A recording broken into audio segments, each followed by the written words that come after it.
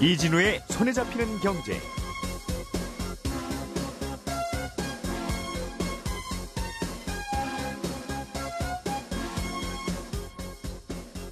안녕하십니까, 이진우입니다.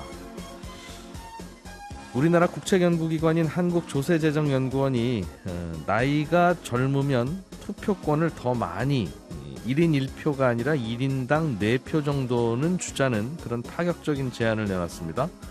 현행 누진세 제도 같은 것만으로는 양극화를 해소하는 데 한계가 있다는 게 이유인데요. 자세히 들어보겠습니다. 요즘은 신용점수가 높은 고신용자들도 대출받기가 어렵다는 얘기가 계속 나오고 있습니다. 대출 문턱이 계속 높아지고 있다는 이야기인데 이 내용도 좀 들어보겠고요. 지난 1월에 이동통신 주파수 경매에서 최종 낙찰자로 선정된 스테이지 X라고 하는 컨소시엄 회사가 가장 중요한 첫 번째 관문을 넘어서면서 우리나라의 네 번째 이동통신사가 탄생할 가능성이 조금 더 커지고 있습니다. 이 소식도 자세히 들어보겠습니다. 5월 8일 수요일 손에 잡히는 경제 시작합니다.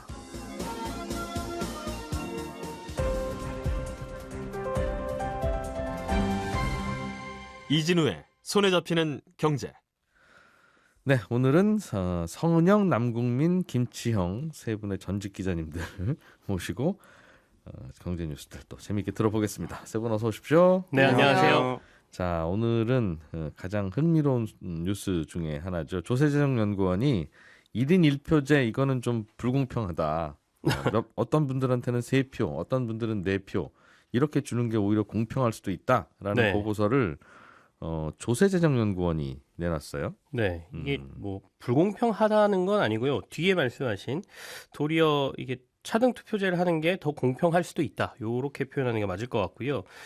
조세재정연구원은 국무조정실 산하 공공기관이거든요. 그러니까 이제 공공기관, 그러니까 연구기관이 이런 걸 냈다는 게 조금 관심이고, 더군다나 조세재정연구원인데 왜 투표 얘기를 하지? 이 부분도 좀 새로워서 예. 사람들이 더 관심을 갖는 것 같은데요. 일단 보고서 제목은 지속 가능한 사회를 위한 고찰, 양극화 완화를 위한 조세 정책에서 정치 철학까지 이렇게 돼 있습니다. 그러니까 예. 아마 투표제에 대한 제안은 정치 철학 쪽에 좀 가깝긴 하다 이렇게 볼 수 있겠죠.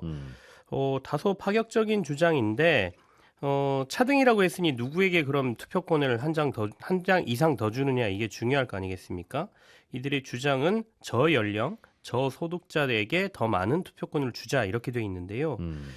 우리가 양극화 완화를 위한 대표적인 제도가 이제 세금에서 누진세지 않습니까?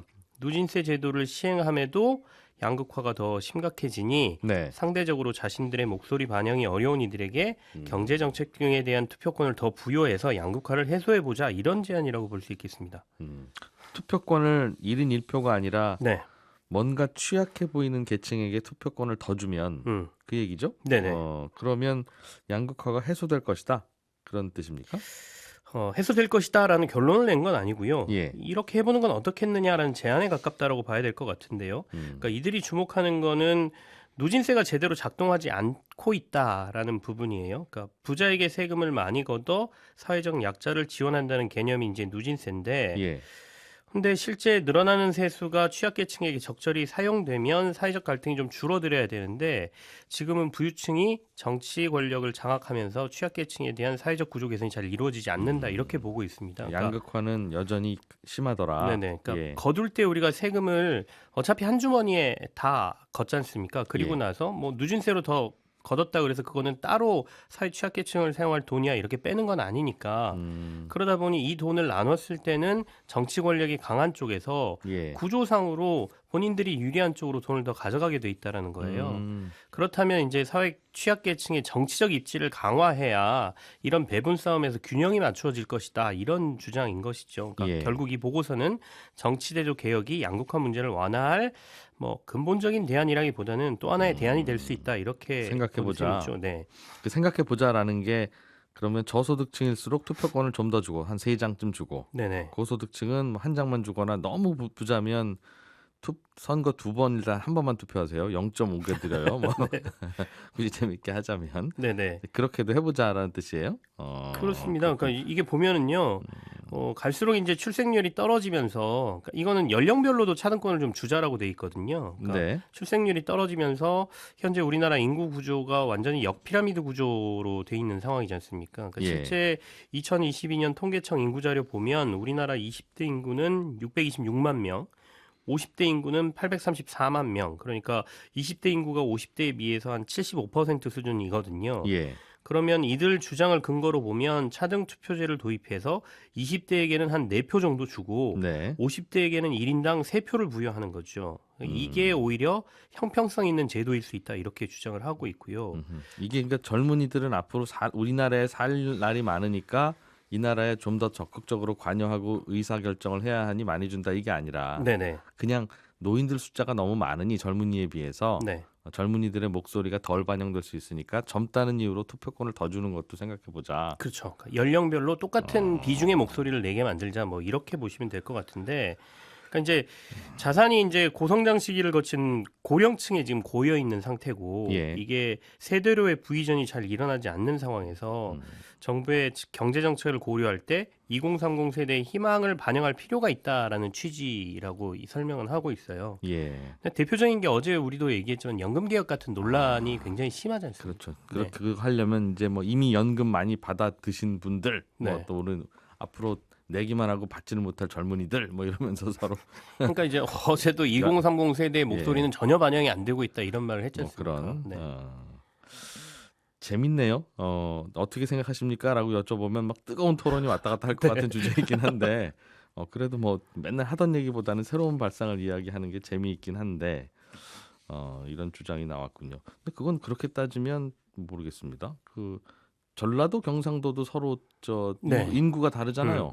그러니까 그러다 보니 인구 많은 쪽으로 그럼 뭔가 분배될 가능성이 있으니 그 우리나라 동서의 균형을 위해서 그 어느 쪽 인구 적은 쪽에 있는 분들은 2표, 네. 인구 적은 쪽에 있는 많은 쪽에 있는 분들은 1표. 이런 논리라면 네, 그렇죠. 수도권이 너무 집중되니까 수도권에는 1표, 비수도권에는 3표. 그러니까 다양하게 그렇게 섞자고 하는 게 되는데 그럼 비수도권 젊은층은 몇 표를 줘야 되는 거냐? 수도권 노인층에 비해서 네. 또 이런 다양한 논리가 있을 수는 있을 것 같아요. 꼭 이걸 소득으로 나누는 게 맞겠느냐? 네. 뭐 그렇게 할 수는 있겠죠. 토지 단일세에 대한 내용도 들어 있다는데 토지 단일세는 뭐예요? 미국의 정치경제학자인 헨리 조지가 주창한 개념인데요. 이게 19세기 후반 사람입니다. 예. 어쨌든 개념은 이런 거죠. 토지에서 얻어지는 세금은 그러니까 소득은 불로소득이어서 여기에 세금을 부여하더라도 자원 배분에 왜곡은 생기지 않는다 이렇게 주장했고요. 그래서 토지로부터 얻은 소득을 모두 세금으로 환수하고 다른 세금은 없애도 된다 이런 주장을 했습니다. 그래서 이제 토지 단일세라고 하는데 예. 다만 이 제도를 뭐 그대로 도입하자라고 이 보고서에 나와 있는 건 아니고 우리나라 부에서 부동산이 차지하는 비중이 다른 나라에 비해서 상당히 높은 수준임을 감안해 보면 보유세의 다양한 형태를 구상할 때 토지 단일세의 개념도 고려해 볼 만하다 이런 건데요. 사실 이 토지 단일세는 토지 공개념이나 종부세 등 부동산 관련 세금 부과를 좀 많이 해야 된다라고 얘기할 때마다 이론적인 배경으로 등장하는 겁니다. 그래서 뭐 1인 차등 투표제와 뭐 결은 같다라고 보시면 되겠는데요. 토지나 부동산 관련 세금을 높여서 양극화를 조절할 필요가 있다라는 거고요.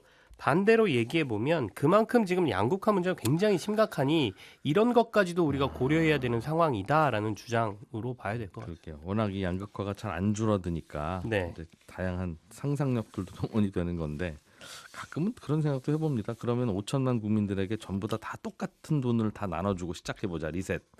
그러고 나면 한 10년쯤 지나면 양극화가 많이 해소됐을 거냐? 저는 그리고 나서 시간 지나도 비슷해질 것 같거든요. 네. 마치 똑같이 술자리에 가도 네. 술 잘 먹는 분은 막 3병씩 먹고 술 못 먹는 저 같은 분은 한 잔 가지고 계속 제사 지내다가 네. 오고. 근데 그래서 중간에 이제 제도적인 걸로 그러니까 그걸 왜 보완하자는 술값을 거죠. 똑같이 네. 내냐? 야, 좀 그만 먹어라. 이런 사람이 필요하다. 이런 거 아니겠습니까? 근데 결국은 뭘 어떻게 해도 많이 드시는 분들이 네. 많이 드시더라.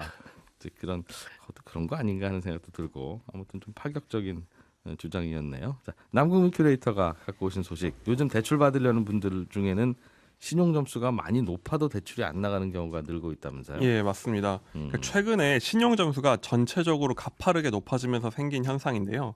신용 평가 기관인 KCB에 따르면 지난해 말 기준으로 전체 이제 대상자 중에 43.4%가 900점을 넘었다고 합니다. 시험 문제가 쉬워졌군요. 그렇습니다. 예. 이제 물 신용 점수가 된 건데요. 950점을 넘는 이른바 초고신용자도 4명 중에 1명꼴이거든요. 초고신용자인데 4명 중에 1명이니까 좀 이름이 무색한 상황이죠. 예. 그리고 879점 이하면 하위 50%가 됐습니다. 아. 그러니까 이렇게 다들 신용 점수가 높아지다 보니까 대출 커트라인도 높아진 건데요.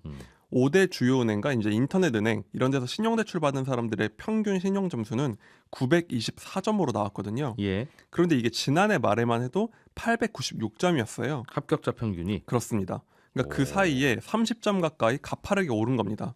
이 말은 그 사이에 신용 점수가 오르지 않은 분이라면 대출을 이제는 못 받게 됐다라고 볼 수 있는 거죠. 갑자기 이게 뭐 서서히 점수들이 올라가는 게 아니라 네, 지난해 말과 비교하면 지금 한 넉 달, 5달 정도 지난 건데 그렇습니다. 그런데 벌써 신용 점수의 평균이 924점, 지난해 말에는 896점 네. 이렇게 올랐어요. 이거 대출자 평균이긴 한데요. 예. 전반적인 점수도 오르고 대출자도 올랐다 이렇게 보면 될 것 같은데요. 고신용자들도 대출 많이 받으셨다고 볼 수도 있네요. 그렇죠. 어쨌든 네.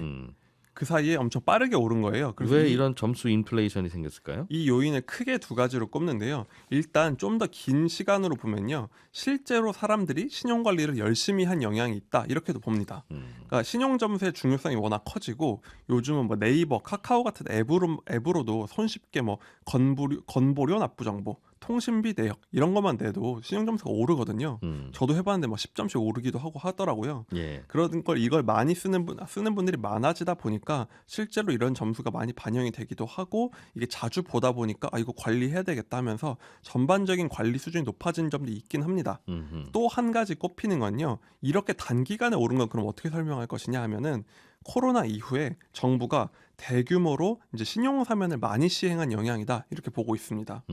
지난달에 정부가 코로나 이후에 2천만 원 이하의 연체를 했다가 이걸 다 갚은 차주는 연체 기록을 지워주는 이른바 신용 사면을 했거든요. 옛날에도 연체했던 기록이 없었던 것처럼. 그렇습니다. 원래는 이 연체를 다 갚아도 몇 년간 이게 남기 때문에 신용 점수에 큰 영향을 미치거든요. 예. 이때 대상이 266만 명으로 추산이 됐습니다. 당시에 정부가 뭐라고 했냐면 아마 한 30점 정도씩들은 높아질 거다라고 얘기를 했어요. 예. 실제로도 한 20점 정도는 높아진 것 같다 이렇게 얘기를 하거든요. 근데 정부가 말한 게 경제 사정이 어려운 사람들도 신용카드는 만들어야 되는 거 아니겠냐 이렇게 얘기를 했는데 이게 참 공교롭게도 총선 바로 전후로 해서 이게 시행이 된 거죠. 그때 이제 39점 오를 거라고 했고 한 25만 명이 기존 은행 대출 커트라인을 넘을 거다. 예. 그러니까 이분들은 대출을 받을 수 있을 거다라고 홍보를 했는데요. 사실 이게 조삼모사인 게 방금 제가 한 2, 30점 높아졌다고 했잖아요. 대출 커트라인도 공교롭게 2, 30점이 높아진 거예요. 그 대학 정원은 그대로인데 시험 문제 쉽게 나면 다들 대학을 더 자주 잘 갈 수 있다는 얘기를 똑같게 한 건데 정말. 그렇죠. 수능 쉽게 내면 서울대 100명 가던 게 200명 갈 리가 없는데 근데 사실 정부에 있는 이 분들이 다 이걸 모를 리가 없겠죠. 근데 공교롭게도 총선 전후로 나왔고 이런 발표를 했다. 그런데 현실은 이렇게 됐다는 겁니다. 결국 은행 문턱만 높아지고 네. 이상하게 난 900점이 넘는데 대출 안 해준다네. 라는 일이 벌어지는 건 방금 설명하신 그 이유라는 거죠. 그렇습니다. 그러니까 은행들은 요즘에 또 은행들은 어떻게 반응을 하고 있냐면 이게 그러니까 대부분의 사람들의 점수가 높아진 것도 있지만 금융권도 문턱을 높인 건데요. 은행들은 안 그래도 요즘 연체율이 치솟으면서 대출을 조이고 있거든요. 그것과 맞물리면서 이런 반응이 나옵니다. 신용점수 이거 못 믿겠다. 이런 분위기가 커지고 있는 겁니다. 그래서 은행 관계자 얘기를 좀 들어봤더니 우리가 이렇게 쉽게 줘야 하는 신용점수보다는 이미 자체적으로 뭐 직업, 소득 이런 걸로 이제 대출을 결정하고 있다고 해요. 그런데 여기다가 신용점수의 이제 변별력까지 더 낮아지다 보니까 예. 거의 잘 안 본다 얘기를 하더라고요. 수능이 쉬워지면 대학들이 그것 말고 다른 거 보려고 하잖아요. 내신도 가져오라고 하고 학생부도 가져오라고 하는데 그렇다 보니까 이 신용점수의 의미가 점점 사라져가고 대출을 받을 수 있을지는 은행만이 아는 불확실성이 오히려 커지고 있다는 겁니다. 그래서 이제 총선 끝났으니까 조금 더 얘기를 해보면 네. 이거는 그냥 기분 좋으라고 대충 점수 조금씩 올려주거나 사면해줄 일이 아니라 네. 우리나라가 담보 대출만 자꾸 이러니까 한다는 거잖아요. 은행들이. 그렇죠. 맞습니다. 그래서 담보 없는 사람은 어떻게 대출 받으라는 말이냐 해서 이런 거 저런 거 합쳐서 신용평가 시스템을 수십 년간 만들어 왔는데 그렇죠.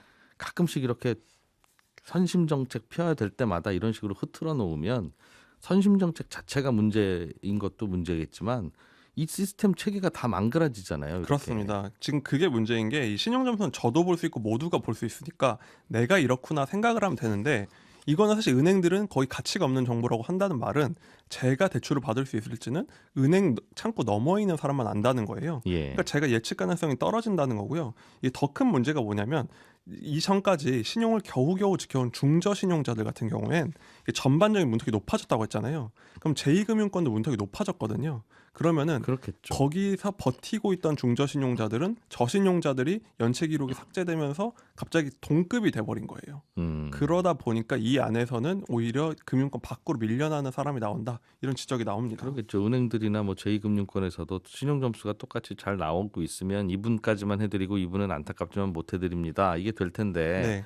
다 뭉뚱그려서 섞어져 있으면 다 못 해주고 아유 돈은 좀 여유가 있는데 누구는 해주고 누구는 안 해줄 수도 없고 구별도 안 가니 그냥 이건 해주지 맙시다. 네. 그렇게 되지 않겠어요. 그렇죠. 사실 이게 연체를 삭제해 준 게 뭐 본인에겐 내가 다급한데 억울하다고 할 수 있지만 금융권 입장에서는 이게 꽤 신빙성이 있기 때문에 수년간 반영을 해온 거거든요. 예. 그런데 이 말은 은행 입장에서 제 카드사분에게도 얘기를 들어봤더니 누가 연체인지 내가 모르는데 저 사람들 중에 연체한 사람이 있으면 거기다가 연체를 다 안 해주는 게 대출 안 해주는 게 리스크 관리 차원에서 맞다는 거예요. 우물의 독탄 거하고 비슷한 거죠. 그렇게 되는 겁니다. 그러다 보니까 신용점수에 이 문제가 있다는 지적을 하는 거고 문제는 방금 말씀하신 것처럼 이런 문제가 있다는 걸 다 알고 이게 또 선거 전후로 있다 보니까 좀 비합리적인 정책이었다라는 지적도 나오는 게 정상인데 예. 문제는 정치권에서는 이게 더 사면을 크게 해야 된다는 얘기가 지금 나오고 있거든요. 그러니까 아예 지금 야당에서는 이거 법으로 만들어서 대대적인 신용 사면을 하자. 정부의 신용 사면이 너무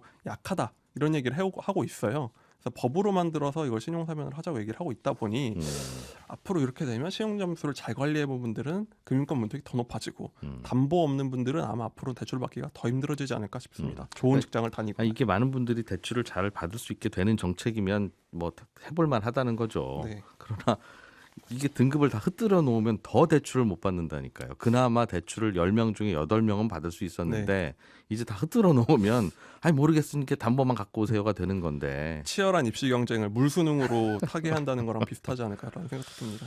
그래서 참 공부 안 하는 정치인들 큰일입니다. 자, 서원영 큐레이터가 준비해 오신 소식으로 넘어가 보죠. 우리나라 네 번째 이통사가 드디어 탄생을 한다는 건데. 네, 그렇습니다. 네 번째 이통사가 필요할 만큼 이통사들이 경쟁을 잘 안 한다. 그렇죠. 지금 이제 심지어 거죠? 정부가 나서서 경쟁을 부추기고 있는데도 예. 자꾸 저희한테 왜 그러세요? 이러고 있는 상황이죠. 예. 네. 일단 지난 1월에 이제 주파수 경매에서 스테이지 X라는 이제 컨소시엄이 최종 낙찰자로 선정이 됐고 지금 첫 번째 관문이 아주 중요한 게 하나 있었어요. 그러니까 뭐냐면 당시 이제 정부에서 최종 낙찰자는 스테이지 X야. 그런데 대신 3개월 안에 주파수 할당 대가 일부를 납입을 해야 되고 법인 설립 같은 절차도 다 마무리해야 돼라고 했는데 어제가 시한이었거든요. 근데 예. 시한에 맞춰서 이 숙제들을 모두 끝냈습니다. 그래서 계약금도 가져오고. 네, 그 네. 주파수 할당 대가 당시 이제 4,300억 원이었는데 이 중 10%에 해당하는 430억 원을 어제 납부를 했고요. 예. 법인 설립도 얼마 전에 이제 마쳤습니다. 그래서 지금 이제 네 번째 기간통신 사업자로 등록할 수 있는 모든 요건은 갖춘 거고요. 뭐 아직 이제 서류 검토 작업은 좀 남아 있긴 한데 무난하게 아마 네 번째 이통사가 되지 않겠느냐 이런 관측이 나오고 있어요. 근데 물론 넘어야 할 산이 조금 몇 가지 남아 있긴 합니다. 그러니까 스테이지 X라는 데가 이제 컨소시엄이라고 말씀을 드렸는데 예. 과거 이제 카카오 계열의 알뜰폰 사업자였던 스테이지 5를 주축으로 한 컨소시엄이고요. 여기 이제 여러 파트너가 참여를 하는 형태예요. 근데 이제 주파수 할당 경매에서 이제 최종 낙찰자가 된 이후에 줄곧 좀 의문과 우려가 제기됐던 게 얘네가 과연 이 조단위 투자금을 마련할 수 있는 체력이 되냐, 예. 뭐 또 이 돈을 댈 만한 투자사를 정말 확보했냐 이거였거든요. 그 투자사가 카카오가 아니냐라는 얘기도 좀 있었고요. 근데 이제 어제 이 두 가지 의문이 좀 해소가 될까라고 했었는데 말끔하게 좀 해소됐다고 보기는 좀 어렵습니다. 그러니까 당초 2천억 원을 이제 초기 자금으로 확보하기로 했었는데 500억 원밖에 확보를 못했고요. 야놀자, 뭐 더존 비존 이런 주주사와 파트너사를 공개하기는 했지만 추가로 이제 진행할 유상증자에 참여할 주주사 세 곳은 확정이 됐다. 근데 지금 사업 전략 노출될 수 있어서 공개는 못해. 이렇게 해서 일단은 베일에 쌓인 상태입니다. 알뜰폰 사업자였는데 알뜰폰 사업자는 자기 주파수가 따로 있는 것도 아니고 기지국이 따로 있는 그렇죠. 것도 아니고 네. 다 빌려서 쓰는 건데 맞습니다. 이동통신 회사들은 자기 주파수 있고 자기가 이 기지국도 스스로 이제 설치를 해서 쓰는 거잖아요. 그렇죠. 그런데 이번에는 네 번째 이통사는 자기 주파수 있고 네. 기지국도 우리가 돈 내서 할 거다. 네. 그게 되고 있다는 거군요. 근데 이게 이통사도 지금 이통 3사라고는 하지만 네. 3등 이통사가 네. 자꾸 힘을 못 쓰는 바람에 그거 그렇죠. 왜 안 되는지는 모르겠습니다만 하여간 1등 회사가 전통의 1등사가 계속 점유율이 높고 그 3등이 힘을 못 쓰는 바람에 이게 뭐 경쟁도 제대로 안 되고 좀 이상하네. 이제 이렇게 된 거잖아요. 그렇죠. 그런데 4등 이통사가 생기면 네 번째가 생기면 여기는 그냥 또 만년 4위 되는 거 아닙니까? 그러니까 이게 만드는 걸로 끝나는 게 아니라 이게 뭔가 비등비등한 상태가 돼서 서로 이제 견준 상태에서 뭔가 이 경쟁이 이루어져야 되는데 그게 안 됐던 게 지금까지 문제였고 앞으로도 과연 이게 해결이 될 것이냐 이제 결국은 그게 문제죠. 그러니까 결국은 이건 돈의 싸움이잖아요. 그러니까 앞으로 이제 본격적으로 자본이 투하되면서 그 돈이 이제 정말 이 효과를 내느냐의 그게 관건일 텐데 당장은 좀 거기에 대한 우려의 시선이 있는 게 사실입니다. 그러니까 이 낙찰가 4,300억 원이라고 하는데 이게 이 통신 서비스 운영하는 투자금하고는 별개거든요. 이거는 뭐 정보통신진흥기금, 방송통신발전기금 이런 데 들어가는 거니까 예. 여기에 별개로 이제 투자금 마련이 필요한 상황이에요. 네. 근데 이제 기존 이통 3사에서 아까 이제 얘는 자체 이 망을 구축해서 쓰는 통신사업자라고 말씀하셨는데 사실 망을 좀 빌려 쓰는 것도 일부는 있어요. 그러니까 기존 이제 3사의 LTE나 5G 네트워크를 좀 로밍하는 방식으로는 좀 빌려 쓰긴 합니다. 그래서 네. 요 망 사용료도 수천억 원이 좀 들고요. 또 이제 스테이지 X가 할당받은 주파수가 이제 5G용 28GHz인데 이거는 아무도 안 쓰고 있는 주파수기 때문에 별도의 기지국 구축이 필요하거든요. 근데 이게 전국적으로 최소 6,000대는 구축하라는 게 정부 주문이라서 앞으로 5년간 여기에도 뭐 2천억 원 좀 안 되게 그 정도 자금이 들어갑니다. 그리고 이통 3사와 싸우려면 당연히 마케팅 비용이 많이 들겠죠. 그래서 이런저런 자금들 뭐 다 합치고 나면 이제 막 이제 출범한 법인에 당장 5년 안에 1조 원 안팎의 투자금이 필요하다 이렇게 좀 계산이 나오는데 예. 그리고 이제 또 한 가지 이 제사이통사가 짊어진 큰 숙제가 이제 통신 3사에도 애물단지였던 이 5G용 28GHz를 제대로 활용하는 겁니다. 그러니까 이게 사실 기존 3사가 할당을 받았다가 이거 보니까 가성비가 너무 떨어져라고 하면서 반납을 했던, 그러니까 사실 이제 사실상 빼앗겼던 이제 그 주파수다 보니까 이 주파수를 쓰기 위한 이제 투자 자금도 상당히 좀 많이 들 것으로 보이는데 여기에만 지금 6천억 원 정도 들기 때문에 여기에서 돈을 벌어야 제사 이통사가 쓰러지지 않고 계속 사업을 해나갈 수가 있는 거거든요. 뭐를 좀 새로운 걸 내놔야 사람들이 저게 뭐야 할 텐데 저게 뭐야 하는 게 있습니까? 그게 일단은 이제 빠른 거예요? 일단 빠른 거는 이제 제가 조금 이따가 이제 개인 고객 대상으로 한 서비스는 조금 더 말씀을 드릴 텐데 당장은 이제 이 18GHz가 워낙에 가성비가 떨어지는 주파수기 때문에 결국에는 여기에 대한 기업 대상 서비스를 좀 내놔야 되는 그 숙제가 있고요. 개인 고객 대상으로 한 건 아무래도 이제 이 저렴한 서비스를 선보이는 게 관건이겠죠. 그래서 네. 지금 당장 이제 내년 2, 3월부터 서비스 시작한다는 게 목표인데 월 1, 2만 원대 음성 통화, 뭐 문자 메시지 무제한으로 데이터 제공하고 뭐 이런 서비스를 좀 내보내겠다고 합니다. 예. 이게 이제 기존 이통사보다는 뭐 절반 이상 저렴한 거고 얘네가 이제 강조하는 게 단순히 싼 요금제가 아니고 아예 패러다임을 바꾸겠다는 거예요. 그러니까 배달의 민족, 카카오 택시가 아예 이 산업의 패러다임 바꿨던 것처럼 우리도 이 통사에 뭐 가입하고 이런 것들부터 완전히 바꿔보겠다라는 게 목표라고 할 수 있겠습니다. 꼭 좀 바꿔주셨으면 좋겠어요. 예. 예, 저희는 또 내일 아침에 모여서 경제 뉴스 재밌게 정리해드리겠습니다. 고맙습니다. 이진우였습니다.